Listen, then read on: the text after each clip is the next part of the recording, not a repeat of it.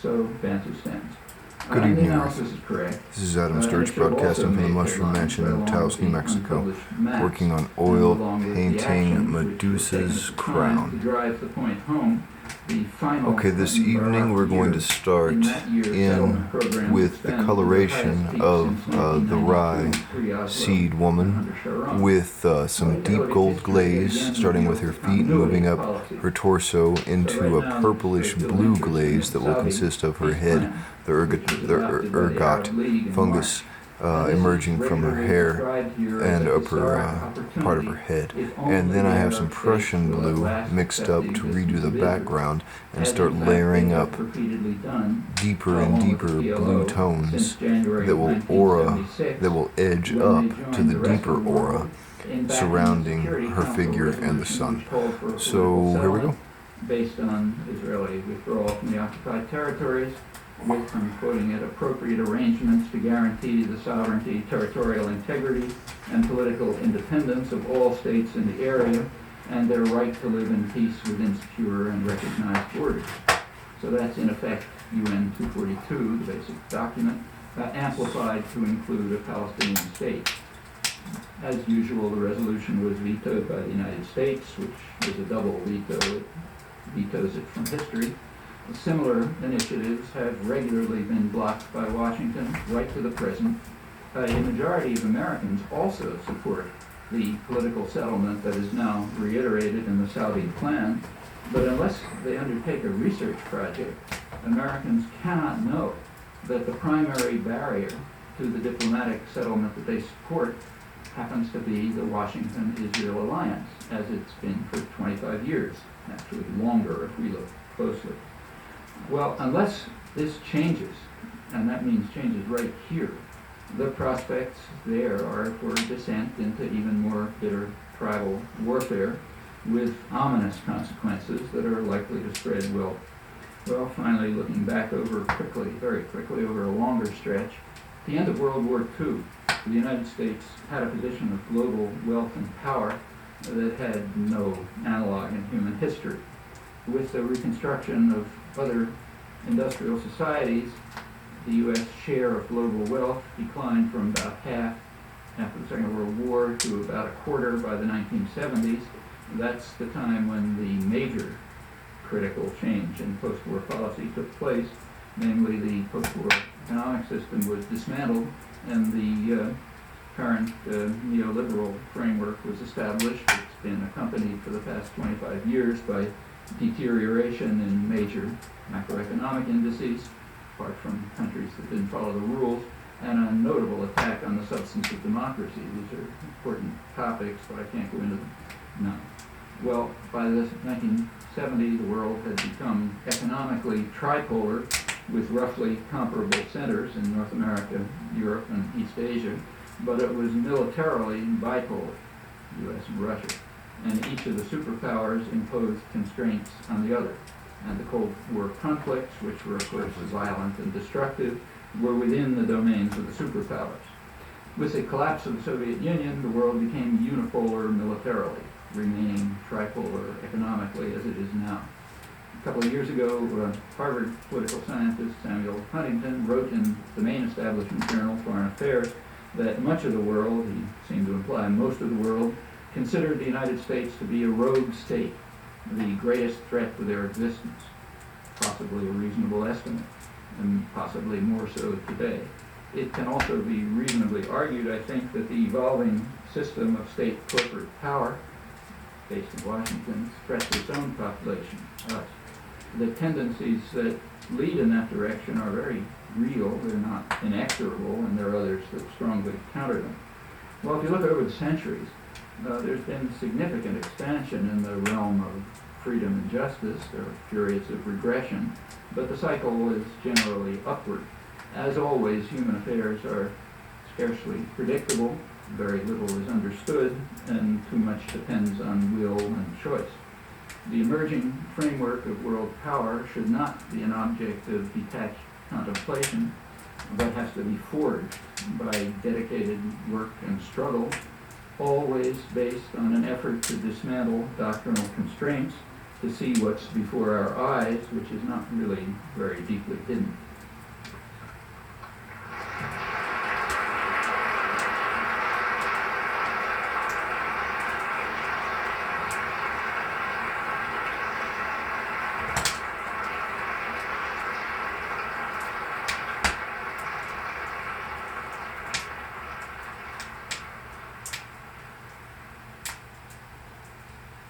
Hi, could you talk about the U.S. participation in the recent coup against the Venezuelan president, including the active involvement of Otto Reich and Elliot Abrams back from the Reagan years, and also about the removal of the Brazilian ambassador to the organization against the proliferation of chemical weapons? Let's take one, if we can. Yeah. I couldn't hear most of it. As far as Venezuela is concerned, I mean, I don't know any more than you do, just what was in the newspapers. Everyone was expecting, for years, everybody's been expecting a military coup in Venezuela, kind of like the coup in Chile. The only question is when. That there have been plans for it, I don't think we can seriously doubt. When the military coup took place, it was immediately welcomed in Washington and in the editorials and everywhere else, a wonderful thing. However, something very surprising happened. There was a popular upsurge, and the generals and the president they deposed had to back off. Meanwhile, the Latin American countries had condemned the coup. I think Canada went along with the United States, if I'm not mistaken.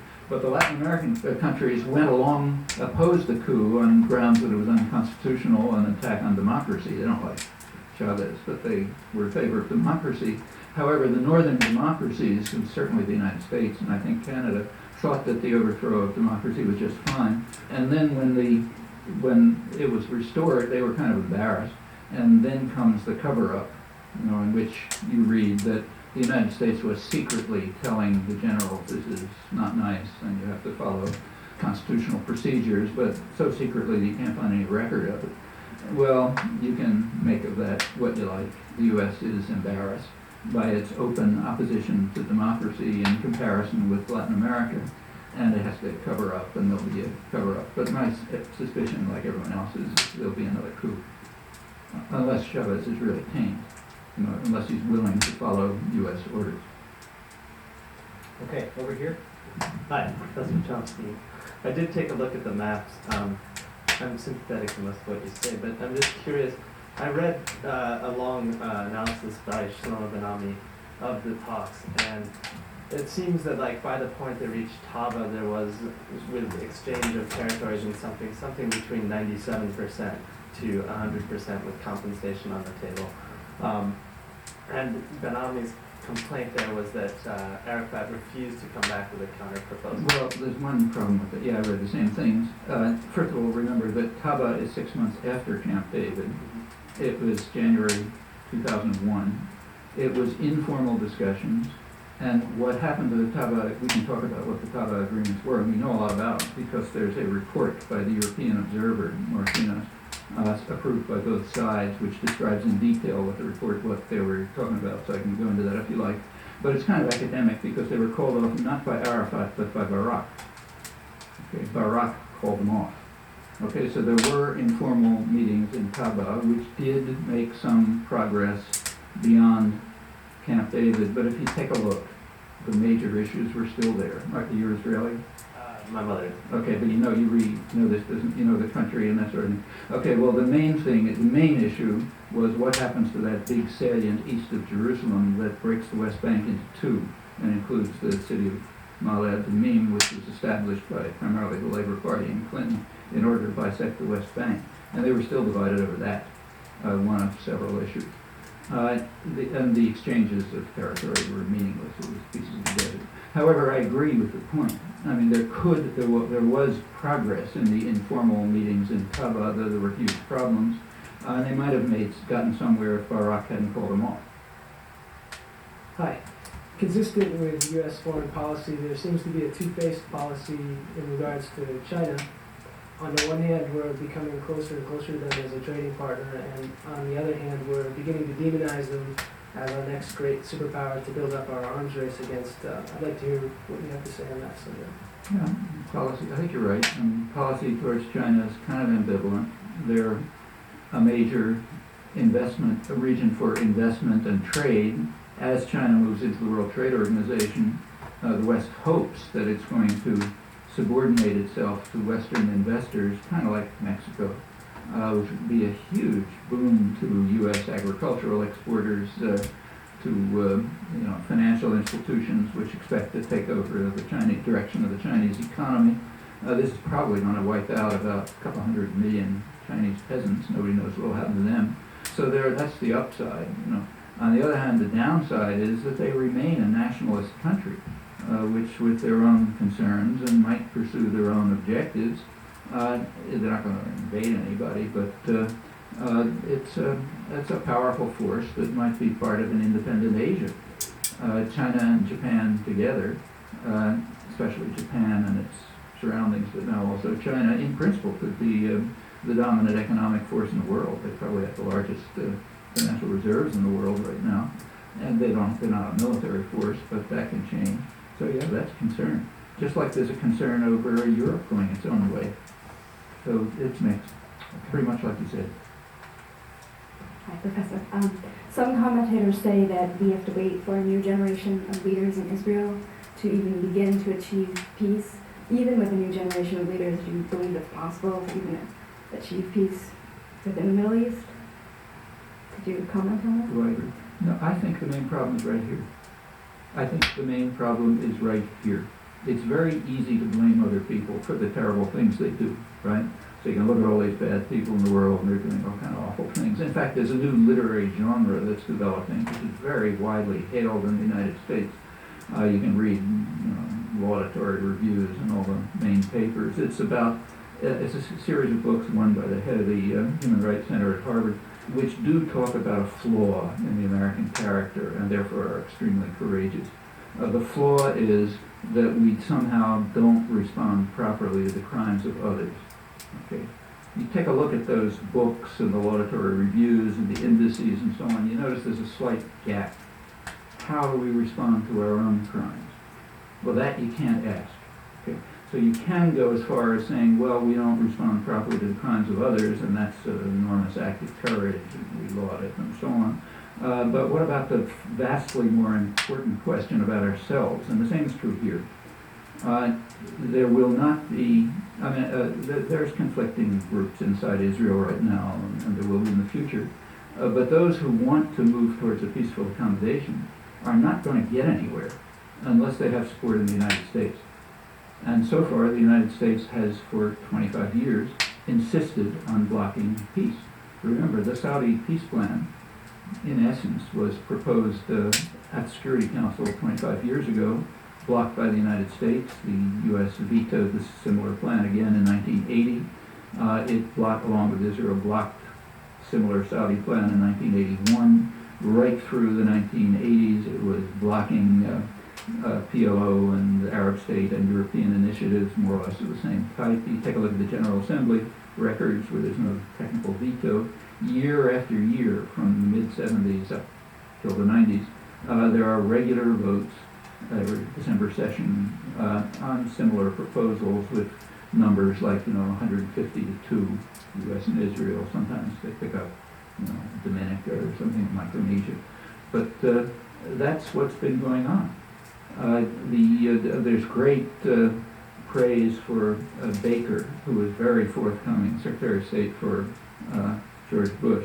You can read it in the Christian Science Monitor this morning. Big review of the so-called peace process, lauding Baker for really going very far. The only thing it doesn't mention, and is never mentioned, is the Baker Plan. That is the official U.S. policy in December 1989, called the Baker Plan. You can read it in the State Department bulletin, which endorsed, I'll tell you what it said, it endorsed the coalition position of the Israeli government, that's Shamir and Peres, their position, which has never been published in the United States except in the dissident literature, but it is the Baker Plan. Their position says, first, there cannot be an additional Palestinian state between Israel and Jordan. What does additional mean? Well, it means there already is a Palestinian state, namely Jordan, and there can't be an additional Palestinian state between Israel and Jordan. Second, the status of the occupied territories called Judea, Samaria, and Gaza will be determined according to the guidelines established by the Israeli government. That's point 2. Point 3 is we will allow free elections under Israeli military rule, and they didn't mention it, with tens of thousands of Palestinian intellectuals in jail. Well, that last point did get some mention here, showing how forthcoming we are and how much we love democracy. But the first two, didn't describe it the way it did. Said free elections, isn't that wonderful? But that's the Baker Plan, which is now being lauded as tremendously forthcoming. In fact, there just isn't an exception. You take a look at the whole record. It's a formal. These are not secrets. You don't go to declassified records for these. These are all public material. There's simply no deviation from that provision. I mean, on paper there is. Like you can read Jimmy Carter in the New York Times a couple of days ago, saying, "Yeah, we all agreed." In fact, he even says Begin agreed on Israeli withdrawal from the occupied territories in 1978. I mean, if he believes that, you just have to have pity on him. What Begin said in 1978 is, we're not going to withdraw from the occupied territories, we're going to settle them. You want to pay for it, that's fine. And Carter did. In fact, U.S. aid to Israel went up to half of total U.S. aid. Now, maybe Carter believes he heard Begin say, I'm going to withdraw, but he certainly didn't say it, and he certainly didn't act on it. Now, until that changes, there will be no opportunity for political leadership to develop in Israel that will try to implement these. Professor, I think you've done a marvelous job of deconstructing American foreign policy and a lot of the myths that are used to rationalize it. I wonder if you could talk some more about where we go from here, where the Israelis go from here, where the Palestinians go from here. Can we just pick one? I just Well, talk about us.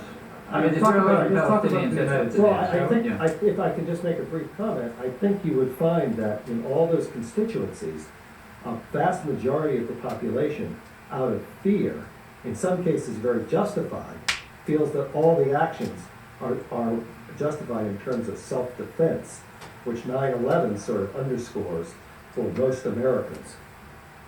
Well, I'm not interested in giving lectures to Palestinians and Israelis. I mean, when I'm in Tel Aviv or when I'm in Beersheba, I tell them what I think they should do, but I'm here, okay? So I think we should ask what we should do. What we should do is very straightforward and simple and within our reach. First of all, break through the doctrinal constraints, which are rigid, and find out what's going on, okay? Once you find out what's going on, well, you maybe agree that I'm right, or you may think I'm wrong, but whatever it'll be, you'll at least know what's going on when you look at the maps and so on. And if what I said turns out to be more or less accurate, it's clear what we ought to do. We ought to change U.S. policy so that it no longer is the major impediment to peace in the region. And that's, it's a pretty conservative view. It means taking the position of the majority of the American population, and even the formal position of the U.S. government, saying, okay, let's do it. And we know how to do it. Israel will respond to what the U.S. says. They have to, in that choice. And they always do when the push comes to shove. If there's any resistance, you just make a hint that maybe we'll suspend arms shipments for a little while. But there's no real need. If the U.S. agrees to accept the long-standing international consensus on this and the position of its own population, yeah, you can move towards the kind of settlement that everyone more or less agrees is the only short-term possibility. Some kind of two-state settlement on the internationally recognized borders, with all the wording that I just repeated from the 1976 declaration that comes from UN 242, the rights of both states in the region, the peace and security, and so on and so forth. The Palestinian state would certainly be disarmed. There could be some border adjustment, mutual adjustments. There might be some territorial trading. These are all technicalities. The main thing is to agree to the general point that there can be a viable Palestinian state. Unless that's agreed to, there won't be any progress, and the U.S. has so far totally refused that. We have time for one more question, so for those of you who've been standing, I apologize. Professor Chomsky, I think one of the reasons that you see crowds like this is people are interested in hearing these things that don't get said very often and generally agree that, gee, these are bad things. How could the U.S. government be involved in them? why do you think it is that most of the people feel one way, and yet our leaders invariably, and you cited Democratic and Republican leaders, all, I mean, across the board, you said Carter, Clinton, both Bushes, Reagan. Why do you think it is that our leaders don't feel the same way that we do? And when you say, okay, let's change policy so we're not the major impediment. That's How a do we great do that? question. Why don't they feel the same way we do? That's brilliant. Don't try to elaborate. I don't think I want to hear the answer. I mean, you know, I don't want to overgeneralize. There are a lot of different people in Congress and the White House and so on, but by and large, overwhelmingly, they simply respond to different interests. That 75% of the population who was skeptical of the election were basically correct. Policy is determined by power, by concentration of domestic power. And it's not a big secret how power is concentrated domestically. It's concentrated in huge conglomerates, which are internally tyrannies in effect. They're mostly unaccountable to the public. They're given enormous rights, far beyond the rights of persons. They're linked to one another in all kinds of alliances. They have an overwhelming effect on state policy, which largely keeps to what they want. So and if they happen to differ, you know, if there's splits among them, you get things coming up in elections. Where they agree, it doesn't come up. Like some of the major issues for the U.S. population are things like the international economic agreements, what are called trade agreements, so they don't have much to do with trade. Or say the free trade area of the Americas, the trade deficit and so on. These are really top issues. They don't come up in the elections. They don't come up in the elections for a very simple reason. The business world is on one side, and the population is on the other side, very largely. And they know it. So like in the Wall Street Journal, they say, you know, the problem is if these things come up, opponents of these agreements have what they call an ultimate weapon, namely the general population. So therefore we have to keep them from coming up. And they don't come up in elections, and they're not discussed. And the population more or less knows that, even if they don't know all the details about, you know, gaps and so on. Yeah, except, you know, anyone who tries to break out of that that rather rigid framework is going to be marginalized because they don't have the resources and they don't control, they don't have the media and they don't have the organization and so on. It's going to take large popular movements to change this. And that can happen. It's happened in the past. I mean, that's why freedom and justice have expanded over the centuries. It's never been gifts. You know, it wasn't gifts from the rich and powerful. These are things that were won. You know, they were won by the labor movement and by the women's movement, and by the civil rights movement, and by human rights movements. They're won by popular struggle, and you get so you move forward. But they're never given as gifts, and they won't be in the future.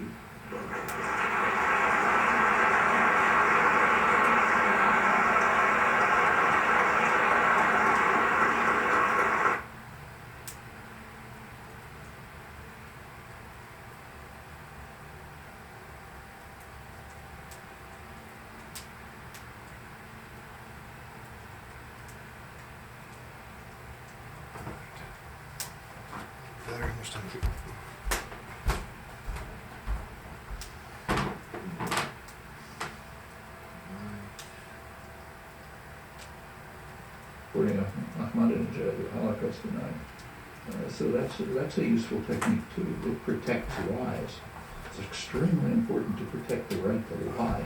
For intellectuals particularly, that's a very high value. You must protect the right to lie in support of power. And one of the ways of doing it is by participating in the demonization of an enemy with massive lies. And if somebody points out the lie, say, oh, you're supporting what the horrors they really carry out. That's actually standard. At 5:45 a.m. this morning, Polish troops launched an attack on German forces who are defending themselves now. The wild men in Poland, which had some truth to it.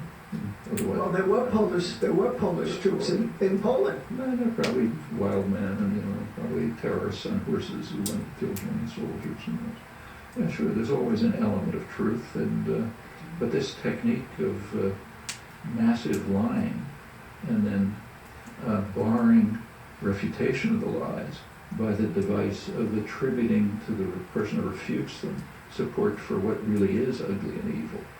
That's just so normal and intellectual. That's kind of a reflex.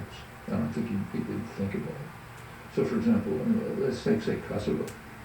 When you point out the truth, the very well-established truth, that the bombing of Serbia was undertaken with the expectation that it would lead to large-scale atrocities, which in fact happened, and that it's the bombing that caused the atrocities as anticipated. Or when you point out that, according to the highest level of the Clinton administration, the bombing was carried out not with concern for Kosovars, but because Serbia was not carrying out appropriate economic and social reforms. Just point that out. Well, then you become a supporter of militaristic atrocities. The truth doesn't matter. What matters is support for power. And any amount of deceit is permissible and indeed laudable if it contributes to support for power.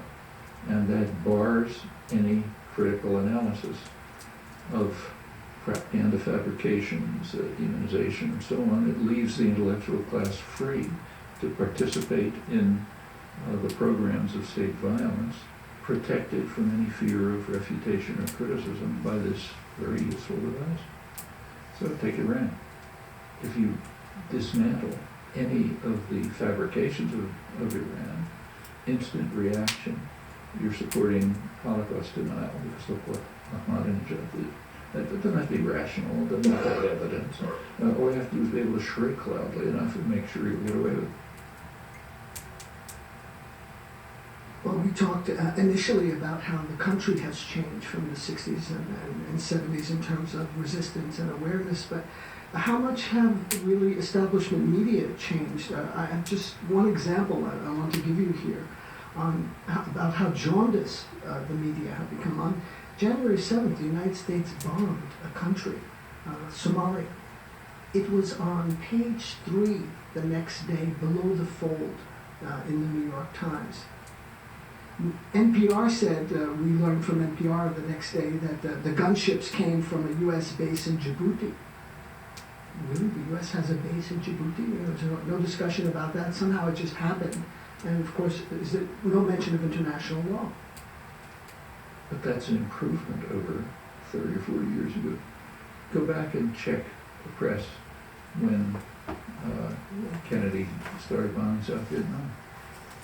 When he started the use of chemical warfare, which has probably left millions of victims in Vietnam. Look at the coverage of that. I forget what page it was on. It was there.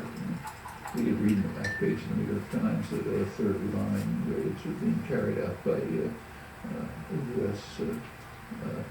U.S. Air Force with South Vietnamese markings. But it was kind of like an incidental comment.